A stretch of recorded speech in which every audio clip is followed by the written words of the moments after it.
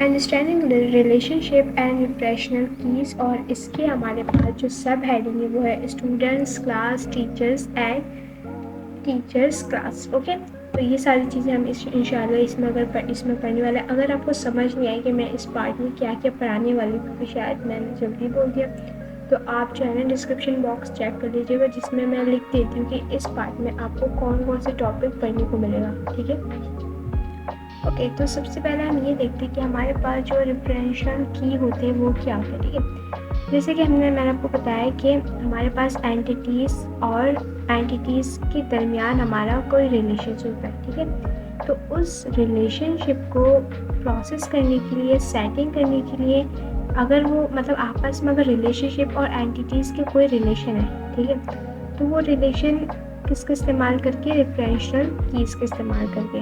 ठीक है, इसी के साथ अगर हमारे पास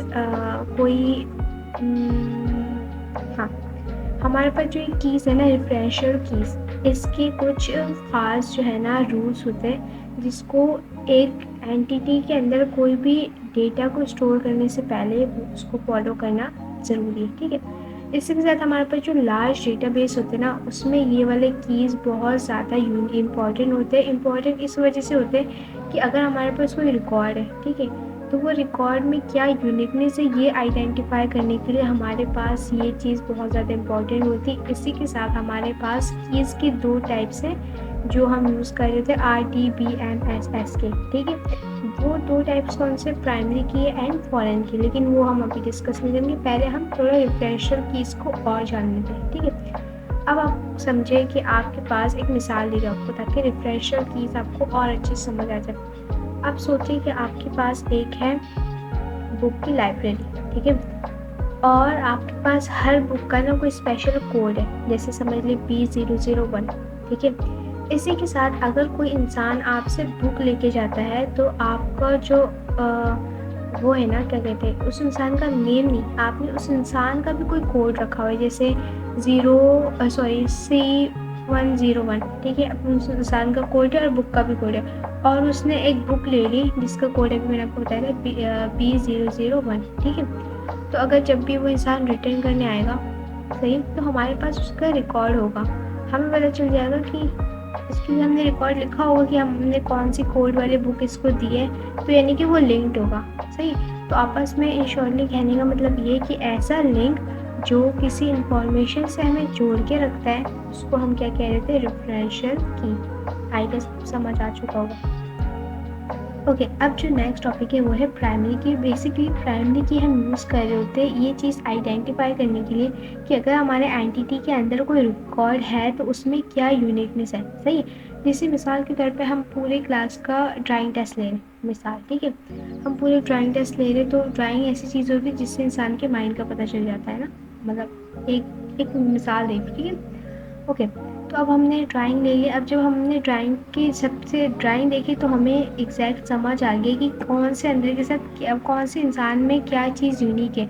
जैसे हो सकता है कोई इंसान कलर में यूनिक हो, मतलब कलर उसकी करता तो कलर सबको आता है, लेकिन कुछ होते हैं ना यूनिक तरीके से करते हैं। कोई इंसान ऐसा हो जो पेंटिंग यूनिक करता है, या कोई इंसान ऐसा हो जो कि आर्ट उसका बहुत यूनिक है, यानी कि उसकी आर्ट में जो है, उसकी ड्राइंग में कोई मैसेज है या कोई डीप चीज़ है। ठीक है, तो ये यूनिकनेस हम पता लगाते हैं ना। इसी तरीके से प्राइमरी की का भी हम ऐसे इस्तेमाल कर रहे होते हैं, हम इसका इस्तेमाल कर रहे होते हैं ताकि हम कोई भी जो है रिकॉर्ड के अंदर अगर कोई भी एंटिटी है तो उसका जो है वो यूनिकनेस जा सके कि इस चीज़ में क्या यूनिकनेस है।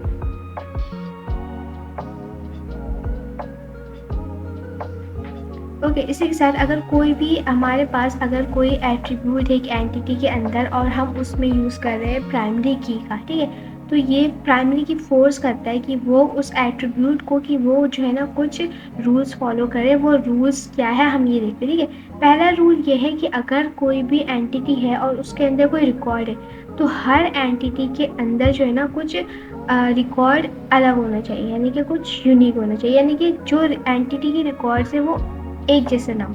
ठीक है, ओके, ओके, पहली चीज़ तो ये हुई, ठीक है। फिर दूसरी इसमें वो है ना हमारे पास क्या कहते हैं रूल्स। दूसरे रूल्स ये है कि अगर हमारे पास कोई भी ऐसा एट्रीब्यूट है जिसमें हम प्राइमरी की अप्लाइड करें तो वो जो है ना नल नहीं हो सकता।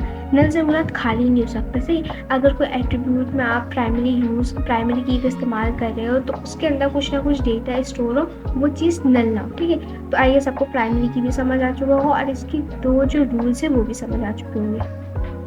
ओके, तो अब ये ना स्क्रीन थोड़ी जूम इन नहीं हो रही, वरना मैं कर लेती, बट आपको आई होप दिख रहा हो ऐसे भी। ओके, अब हम जानते हैं कि फॉरेन की होता है। फॉरेन की क्या होता है? देखिए, फॉरेन की जो है ना हम इस्तेमाल कर रहे होते हैं कि अगर हमारे पास कोई दो एंटिटीज़ है, ठीक है। उन दो एंटिटीज़ के आपस में जो रिलेशनशिप है ना उसको डिफाइन करने के लिए हम जो है ना यूज़ कर रहे होते हैं किसका? फॉरेन की का यूज़ कर रहे होते हैं। ओके, तो अब मैं आपको यहाँ पर एक फॉरेन की एग्जांपल देती कि देखिए, इमेजिन आपके पास दो आप कह लें टेबल्स है, ठीक है। एक टेबल में है स्टूडेंट की नेम, ठीक है। स्टूडेंट का नेम नहीं बल्कि आप कह लें स्टूडेंट्स, ठीक है, एक टेबल में, और दूसरे टेबल में कोर्स, सही है। अब हम क्या करेंगे कि हम हर बच्चे को ना उसके नाम देने के बजाय हम उसको क्या कर देंगे, एक यूनिक आईडी नंबर दे देंगे, ठीक है। तो उस यूनिक आईडी नंबर देने से क्या होगा कि अब कुछ नेम्स ऐसे होते सेम होते तो समझने में मुश्किल होता है। तो अब क्या करेंगे, एक जगह में हमारे पास वो आईडी नंबर आ गया और एक जगह में हमारे पास कोर्स आ गया कि इस बच्चे को क्या क्या कोर्स देना है, ठीक है। तो अब वो जो कोर्स वाला सेक्शन है ना वो हमारे पास क्या कहलाएगा? फॉरेन की, ठीक है। क्योंकि उस कोर्स की वजह से ही जो है ना उस कोर्स का और बच्चे का रिलेशनशिप बढ़ रहा है। अगर उस स्टूडेंट को कोर्स ही नहीं लेना होगा, कोर्स होगा ही नहीं, तो क्या ही हम लिखे ना उसको कॉलम में नेम। तो इसी तरीके से ये एक फॉरेन की एग्जाम्पल थी छोटी सी, जो मुझे उम्मीद है आपको समझ आ चुकी होगी।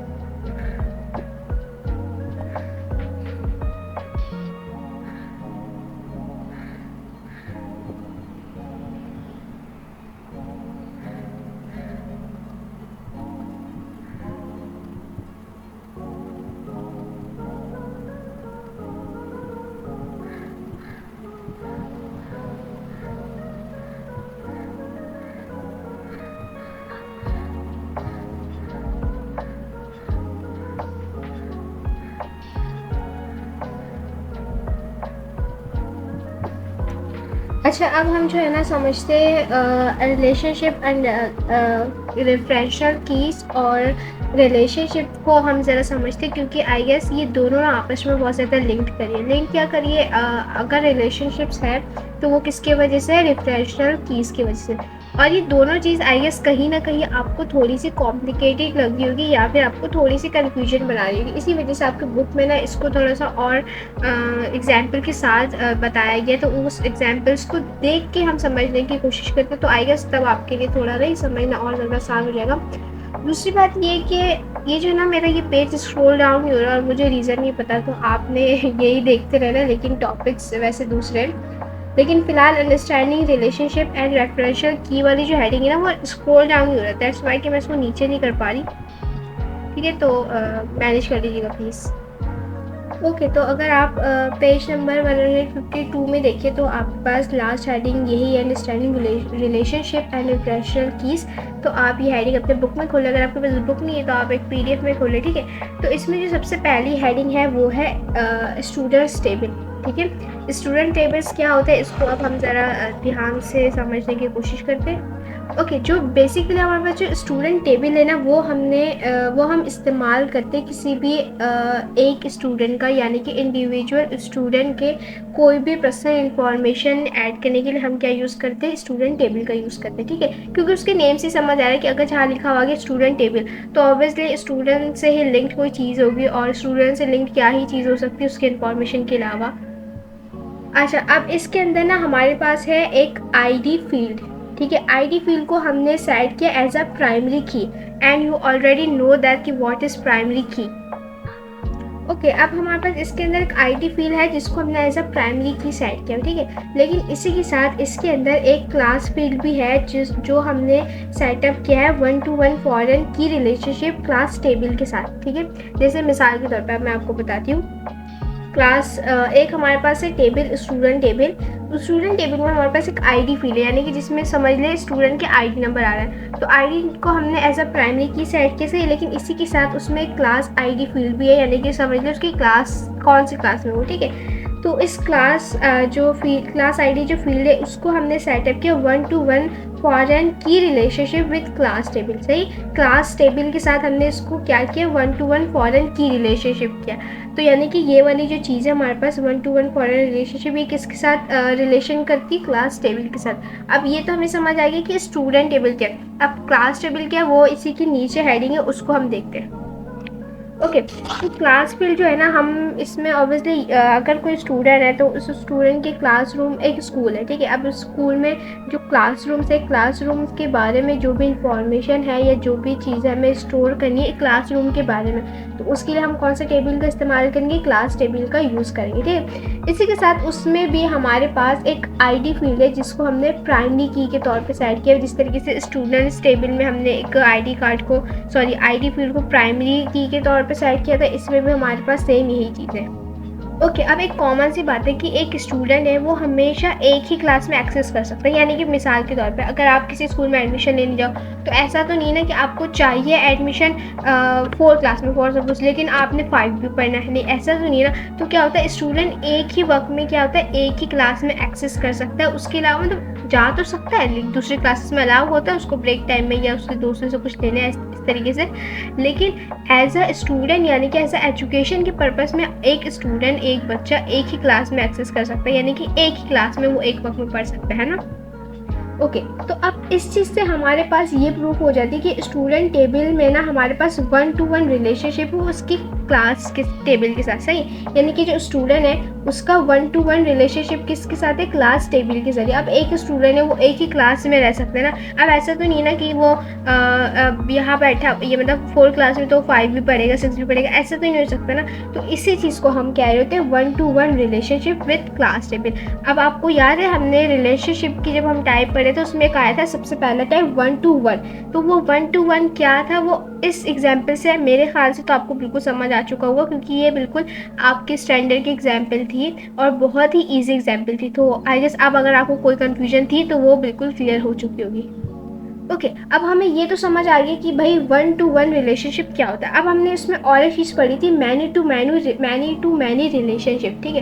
अब वो वाला भी इसी में एग्जाम्पल दिया हुआ है, तो उस पर हम ज़रा फोकस करते हैं। देखिए, जिस तरीके से हमने बात की कि एक स्टूडेंट सिर्फ एक वक्त में एक ही क्लास पढ़ सकता है, ठीक है, तो वो मेरे पास क्या कहलाएगा, 1-to-1 रिलेशनशिप। लेकिन अगर यही जगह हम किसी टीचर की एग्जाम्पल लें तो टीचर का ऐसा तो नहीं ना, फॉर सपोज अगर आप कोई टीचर है, आप किसी जगह में या किसी स्कूल में एडमिशन लेने जा रहे हैं, तो हो सकता है कि आप ये सोच के जाए कि भाई मैंने ना एक ही क्लास संभालना है, लेकिन समहाउ क्या होता है कि क्लास एक नहीं हैंडल करते आप। जैसे कोई टीचर है उसको 2 सब्जेक्ट आता है, तो ऑब्वियसली अब 5 क्लास में वो 2 सब्जेक्ट है, तो वो 5 क्लास में वो पढ़ाएगी ना, है ना, कॉमन सेंस की बात है। तो इसी चीज़ को हम क्या कह रहे थे, मैनी टू मैनी रिलेशनशिप, क्योंकि एक स्टूडेंट का रिलेशनशिप उसकी सिर्फ क्लास तक होता है, यानी कि 1-to-1 होता है। लेकिन एक जो टीचर का रिलेशनशिप होता है ना वो सारे क्लासेस से होता है, ठीक है। क्योंकि अगर फॉर सपोज एक टीचर को इंग्लिश पढ़ाना आता है और इंग्लिश तो हर क्लास में होता है, तो जाहिर सी बात है कि वो सारे क्लास में इंग्लिश पढ़ाएगी ना। तो इसी चीज़ को हम कह रहे होते हैं मैनी टू मैनी रिलेशनशिप, क्योंकि एक टीचर का जो रिलेशन है ना वो सिर्फ एक क्लास से नहीं है, मल्टीपल क्लासेस से, सही। लेकिन एज़ कम्पेयर टू स्टूडेंट का रिलेशनशिप सिर्फ एक ही क्लास है, सो दैट्स वाई उसको हम 1-to-1 रिलेशनशिप कहते हैं, और स्टूडेंट के टीचर को हम जो है मैनी टू मैनी रिलेशनशिप कहते हैं। तो ये अब आपके पास एक बहुत ही आसान और ईजी एग्जाम्पल थे जो आई गेस आपको समझ आ चुकी होगी। ओके, सो फाइनली शुक्र, ये थोड़ा सा पेज स्क्रॉल डाउन हो गया। पेज स्क्रॉल डाउन हो रहा है नो डाउट, लेकिन वो स्क्रॉल डाउन नहीं हो रहा, क्या कहते हैं, जैसे यहाँ से नहीं हो रहा, हेडिंग स्क्रॉल डाउन हो रही है शॉर्टली। ओके, अब हमारा जो टॉपिक है वो है टीचर्स। देखिए, टीचर टेबल भी एग्जैक्टली हम किस लिए यूज़ करते हैं कि अगर कोई टीचर है, टीचर के बारे में जो भी इंफॉर्मेशन है उसको ऐड करने के लिए। जैसे अगर हम एक स्टूडेंट की इन्फॉर्मेशन लें तो स्टूडेंट की इन्फॉर्मेशन हम क्या लेंगे, उसका नेम, उसके फादर नेम, उसके क्लास, रोल नंबर, ये सारी इन्फॉर्मेशन आएगी, ठीक है। लेकिन एक टीचर की क्या इन्फॉर्मेशन आएगी कि टीचर की क्या क्वालिफिकेशन है, टीचर ने कहाँ से अपनी डिग्री कंप्लीट की है, या फिर टीचर की एक्सपर्टीज़ किस चीज़ में, ये सारी इन्फॉर्मेशन, टीचर का नेम आ गया, टीचर का फ़ोन नंबर आ गया, या ज़्यादा से ज़्यादा टीचर का ईमेल आ गया। तो ये सारे जो है चीज़ इसमें हम टीचर्स की हम इंफॉर्मेशन में स्टोर कर रहे थे, ठीक है। जिस तरीके से हमने प्रीवियस उसमें पढ़ा कि क्लास एंड स्टूडेंट में हमारे पास एक आईडी फील्ड था जिसको प्राइमरी की के तौर पर सेट किया था, तो इसी तरीके से जो टीचर टेबल है ना, इसमें भी एक आईडी फील्ड है जिसको हमने प्राइमरी की के तौर पे सेट किया हुआ है। अच्छा, अब वही जो एग्जाम्पल मैंने आपको दी थी वही एग्जाम्पल यहाँ पर दोबारा आ गई। वो एग्जाम्पल क्या थी कि जो एक टीचर होती ना वो लिंक्ड होती है, यानी कि वो एक साथ तो नहीं है, मतलब वो काफ़ी क्लासेस में पढ़ा रही होती है, ठीक है। तो इसी चीज़ को हम क्या कह रहे थे, मैनी टू मैनी रिलेशनशिप किसके दरमियान, एक टीचर के दरमियान और एक क्लास टेबल के दरमियान से। अब एक क्लास है, ठीक है। अब क्लास टेबल में क्या हो जाता है कि क्लास के बारे में इंफॉर्मेशन आ जाती है, सही, और टीचर में टीचर की इंफॉर्मेशन आ जाती। तो जो अब जो क्लास है वो टीचर के साथ लिंक्ड इस तरीके से है क्योंकि टीचर कभी भी ना एक क्लासेस को नहीं पढ़ा रही थी, वो मल्टीपल क्लासेस को पढ़ा रही थी, इसीलिए हम इसको कह रहे थे मैनी टू मैनी रिलेशनशिप, जो कि अभी मैं आपको प्रीवियस में बता चुकी हूँ। तो आई गेस आपको ये चीज़ ज़्यादा अच्छे से क्लियर हो चुकी होगी। अच्छा, अब हमें अगेन वही इशू आ रही है कि ये जो मेरा पेज है ना ये स्क्रॉल डाउन नहीं हो रहा है, यानी कि ये जो टीचर्स वाली क्लास की मैं आपको हेडिंग दिखाना चाह रही हूँ बट ये हो नहीं रहा शो। तो अगर आपके पास बुक है तो आप उस बुक को ओपन कर ले, या PDF है तो उसको ओपन कर ले, ताकि आपको जो मैं समझा रही हूँ ना, क्योंकि मैं बुक से समझा रही हूँ ऑब्वियसली, तो वो आपको थोड़ा सा देख के भी और अच्छे से समझ आ जाए। अच्छा, अब जिस तरीके से हमने पढ़ा teacher, class table, student table, ये सारे आपस में बहुत ज़्यादा लिंक्ड थे ना, मतलब काफ़ी सिमिलर चीज़ थी। लेकिन जो टीचर्स क्लास है ना इसमें थोड़ा सा डिफरेंसेस है। अब वो डिफरेंसेस क्या है अब हम आप खुद देख लीजिएगा, अभी जब मैं आपको समझाऊंगा ना तो आपको समझ आ जाएगा कि अच्छा यहाँ पर ये डिफरेंट है, यहाँ पर ये डिफरेंट है। ओके, तो हमारे पास जो टीचर क्लास होते हैं ना उसको हम यूज़ कर रहे होते हैं एज अ जंक्शन टेबल। क्या जंक्शन टेबल, इसलिए ताकि हम जो मैनी टू मैनी रिलेशनशिप है ना एक टीचर के और एक क्लास टेबल के दरमियान, उसको हम फैसिलिटेट कर सके। क्या जंक्शन टेबल फैसिलिटेट कर सके। जंक्शन टेबल क्या होता है, मैंने आपको बताया था लाजमी, तो मैं इसको दोबारा नहीं बताऊंगी। अगर आपको नहीं पता तो आप प्रीवियस पार्ट्स अगर आपने देखा होगा तो आपको पता होगा, लेकिन अगर आपने नहीं देखा होगा तो आपको ऑब्वियसली नहीं पता होगा। अच्छा, लेकिन इस हेडिंग में एक चीज़ कॉमन है कि जिस तरीके से प्रीवियस हमारे पास जितनी भी अभी गई है वो हेडिंग्स, उसमें क्या था कि हमारे पास जो आईडी फील्ड होती है ना उसको एज अ प्राइमरी की सेट किया जाता है। तो इसमें भी हमारे पास जो आईडी फील्ड है उसको एक प्राइमरी की के तौर पे सेट किया हुआ है। और प्राइमरी की क्या है आपको पता है। अच्छा, अब इसी के साथ हमारे पास जो दूसरे दो फील्ड्स है ना वो हम इस्तेमाल करते हैं ये डिफाइन करने के लिए, एक टीचर कौन से क्लास के साथ एसोसिएटेड है, ठीक है। ओके, तो ये जो चीज़ अभी मैंने बताई कि हमारी जो बाकी जो दो फील्ड है वो हम इसलिए यूज़ करते हैं कि हम डिफाइन कर सकें कि एक जो टीचर है वो कितनी क्लासेस के साथ वो कौन से क्लासेस के साथ एसोसिएटेड है, ठीक है। तो ये हमारे पास एक चीज़ क्रिएट करता है which is 1 to many relationship. वो किसके साथ 1 to many relationship, each of the 2 connected table, ठीक है। यानी कि एक ही टेबल में जो 2 कनेक्टेड टेबल्स है ना उसके लिए हम ये एक चीज़ क्रिएट करते हैं मैनी टू मैनी रिलेशनशिप।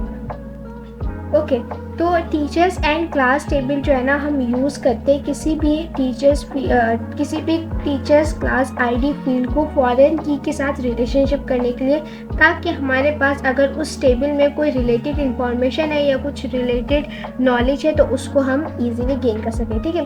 तो उम्मीद है आपको ये वाला पार्ट समझ आ चुका होगा। लेकिन अगर आपको इस पार्ट से लेके कोई भी इस पार्ट के हवाले से कोई भी सवाल है तो फिर आप मुझसे ईजिली कमेंट बॉक्स में पूछ सकते हैं। तब तक के लिए अल्लाह हाफिज़।